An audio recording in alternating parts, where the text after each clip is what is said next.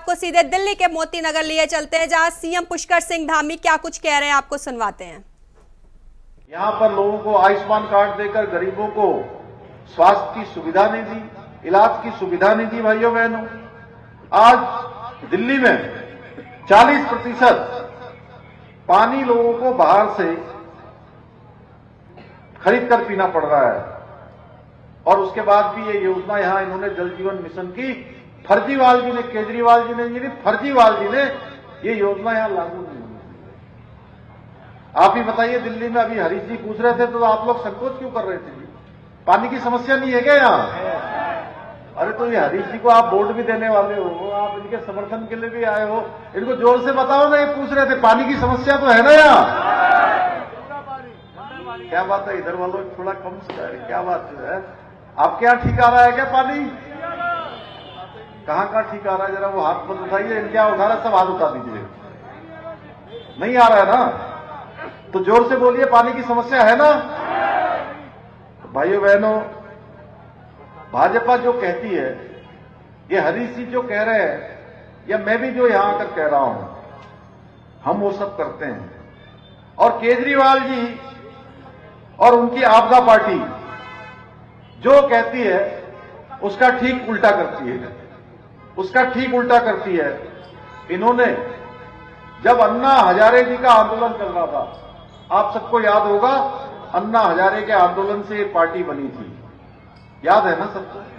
अन्ना हजारे के आंदोलन के समय में इन्होंने कहा था कि हम राजनीतिक पार्टी नहीं बनाएंगे, हम राजनीति में नहीं आएंगे।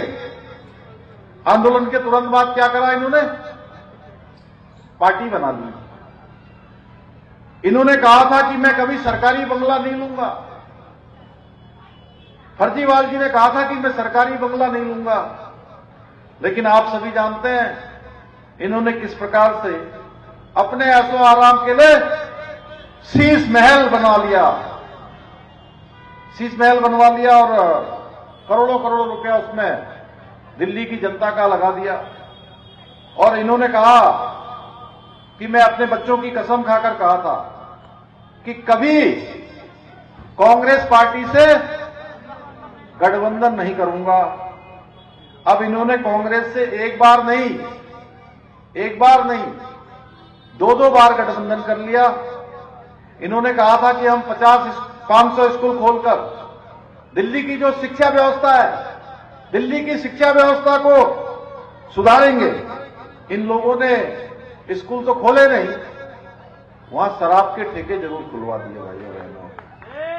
इतना ही नहीं, मैं देवभूमि उत्तराखंड से आता हूं। अभी न्यूज वाले मेरे से पूछ रहे थे यहां पर कि यमुना जी के बारे में पूछ रहे थे। अरे भाई, यमुना जी उत्तराखंड से निकलती है, और जब वहां से निकलती है तो उसका जो जल है वो जीवनदायिनी है, प्राणदायिनी है। आचमन करते हैं लोग, पीते हैं, नहाते हैं। और जब दिल्ली आते हैं तो मैं यमुना जी को देखकर सच में मन खराब हो जाता है, आंसू आने लगते हैं कि कैसी यमुना जी हम यमुनोत्री से भेजते हैं, कैसी खरसाली से भेजते हैं, कैसे हमारे यहां हरिपुर नगर है कालसी में, आप आकर देखिए, निर्मल गंगा, निर्मल यमुना। और यहां पर तो पीना तो छोड़िए, सींचने के काम की भी नहीं है।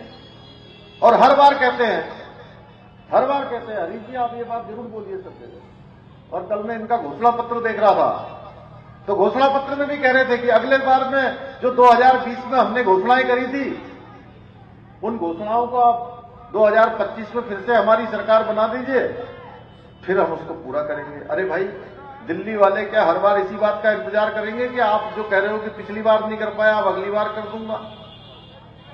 अरे इतने सालों से क्या कर रहे थे आप? 11 सालों से फिर कह रहे हो अगले साल जो है यमुना जी की सफाई कर देंगे। अब साफ करने के बजाय इन मक्कारों ने यमुना जी को और अधिक दूषित कर दिया है। और अब चुनाव आ गया है तो उनकी पूरी गैंग ये फर्जीवाड़ा और फर्जी अफवाह उड़ा रही है कि हरियाणा की वजह से यमुना का पानी दूषित हो गया है। भाइयों बहनों, ये महाधूर्त हैं। इनके विधायकों ने दिल्ली वालों से जो वायदे किए थे उनको पूरा करने की दिशा में कोई काम नहीं किया है।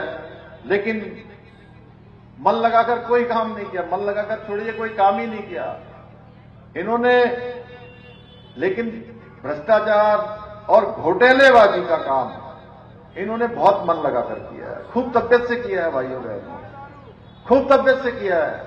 कभी शराब घोटाला करते हैं, कभी मोहल्ला क्लिनिक का घोटाला करते हैं, कभी दवाओं के नाम पर करप्शन, कभी स्ट्रीट लाइट के नाम पर करप्शन, कभी सीसीटीवी का करप्शन, कभी बसों की खरीद में घोटाला। और इसमें इनके कई विधायक, कई मंत्री और स्वयं मुख्यमंत्री और इनके उप मुख्यमंत्री जेल की सलाखों के पीछे जा चुके हैं। अब ये जमानत पर छूटे हुए हैं, ये जमानत पर छूटे हैं, कोई आरोपों से मुक्त नहीं हुए हैं, कोई इनको क्लीन चिट नहीं मिली हुई है। भाइयों बहनों, मामला न्यायालय में चल रहा है, किसी दिन भी न्यायालय का आदेश आ सकता है, किसी दिन भी इनके ऊपर ये आरोप सिद्ध हो सकते हैं, जेल इनकी अदालत सजा सुनाएगी और ये फिर से जेल की सलाखों के पीछे होंगे। भाइयों बहनों, दिल्ली की लोगों के साथ इन्होंने घोटाला किया है, धोखेबाजी की है। अगर ये गलती से कहीं जीत गए। अब दिल्ली के मोती नगर से सीएम पुष्कर सिंह धामी को सुन रहे थे, जहां बतौर स्टार प्रचारक सीएम धामी बीजेपी प्रत्याशी के समर्थन में वोट की अपील कर रहे थे।